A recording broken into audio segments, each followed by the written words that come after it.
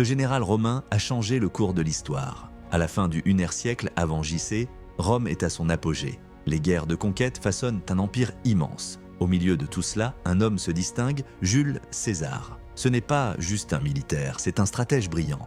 Mais voici la surprise. César n'était pas uniquement un conquérant, il était un populiste. Il a promis du pain et des jeux au peuple, un représentant du peuple qui voulait vraiment le pouvoir. Faisons un pas en arrière.